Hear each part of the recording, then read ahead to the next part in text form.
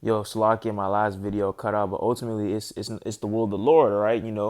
Esau Edom is the one banning it, yeah, but we also know through the scriptures, okay, that Esau Edom is the one that wants this to happen. Okay, Esau Edom is the one that is, I mean, not Esau Edom, Salakia. Yahweh Shem Yahushua is the one that wants this to happen. Okay, I'm gonna bring out two scriptures to prove that. Okay, Proverbs 20 and 24.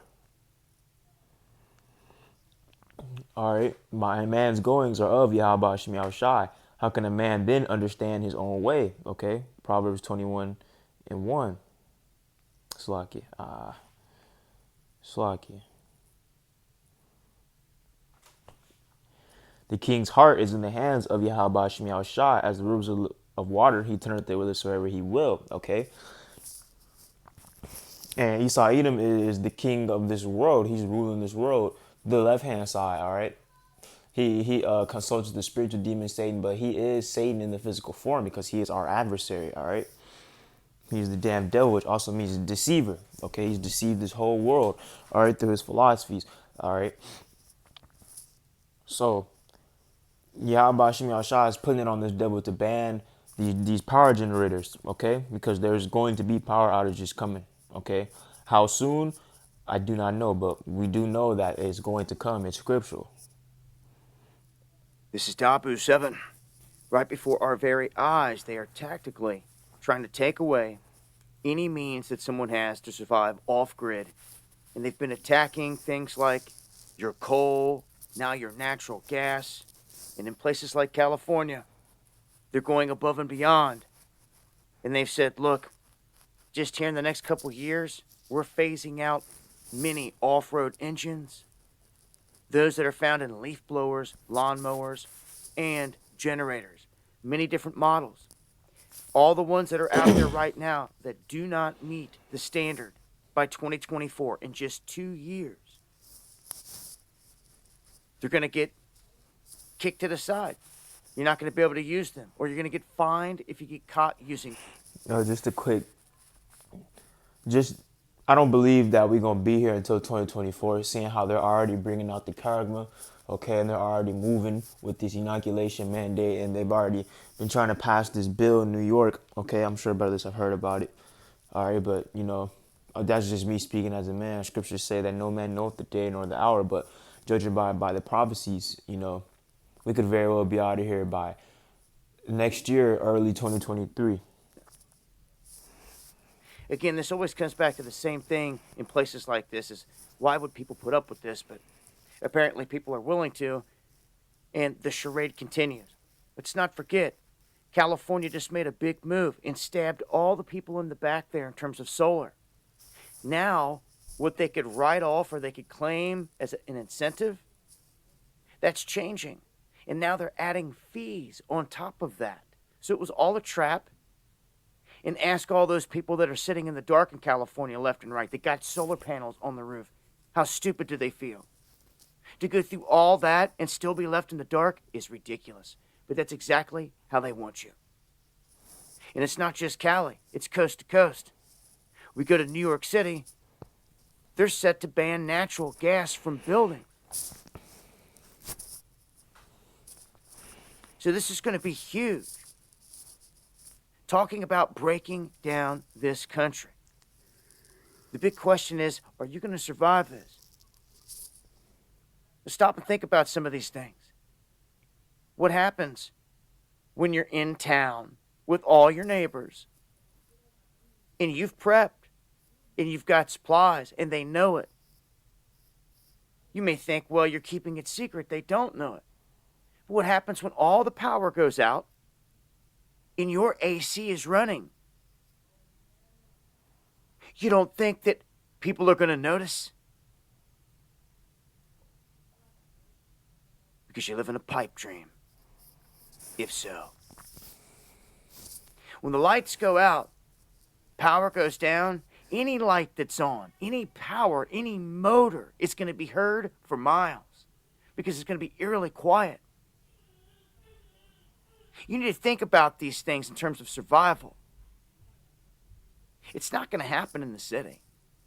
If you've got nowhere to grow food in mass amounts, it's not going to happen on that concrete and pavement. Things to think about. We're running out of time here, folks.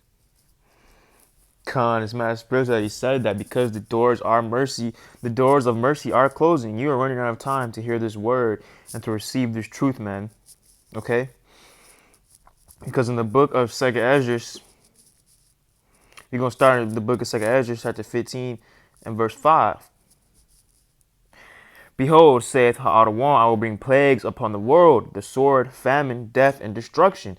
For wickedness hath exceedingly polluted the whole earth, and their hurtful works are fulfilled. Therefore saith Ha'adawan, I will hold my tongue no more as touching their wickedness, which they profanely commit. Neither will I suffer them in those things in which they wickedly exercise themselves. Behold, the innocent and righteous blood crieth unto me, and the souls of the just complain continually. Skimming down to verse 10. Behold, my people is led as a flock to the slaughter.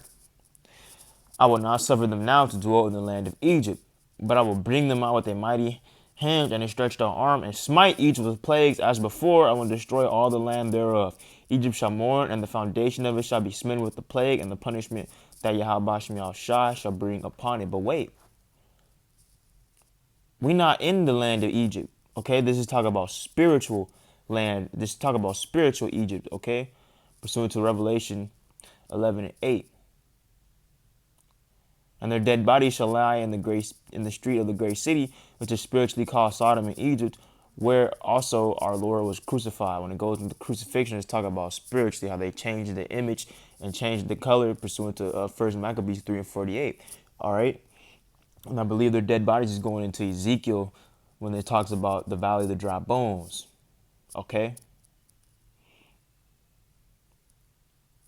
Con. All right. Also, to prove that we in Egypt, okay, we're going to go to the curses, okay, because we're still under these curses. Even though we're seeing the curses fall upon our enemies, we're going to go to Deuteronomy 28 and I believe 68.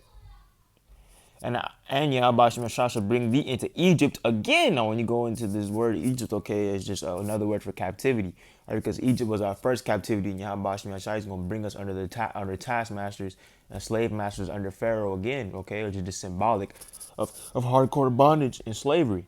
Again, with ships, by the way whereof I spake unto thee, thou shalt see it no more again, and there you shall be sold unto your enemies for bondmen and bondwomen, and no man shall buy you, okay?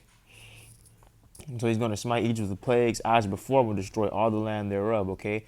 And one of the plagues of Egypt was darkness over the land, pursuant to Exodus chapter 10 and verse 21.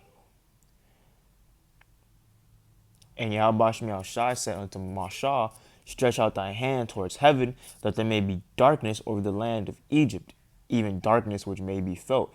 And Moses stretched forth his hand toward heaven, and there was a thick darkness in all the land of Egypt 3 days. Okay? They saw not one another, neither rose any from his place for 3 days, but all the children of Israel had light in their dwellings, okay? And the elect are going to have light where they're at in their dwellings. They're going to be taken care of, and they're going to have everything that they need to survive during Jacob's trouble, because Yahweh Shai is going to protect them and take care of them, all right? And last but not least, this is Isaiah, I believe, 60 and 2. For behold, the darkness shall cover the earth, and gross darkness the people. But Yahweh Shem Shai shall rise upon me, and his glory shall be seen upon me. So darkness is going to come over the land. Do not be surprised when you hear things like this, okay?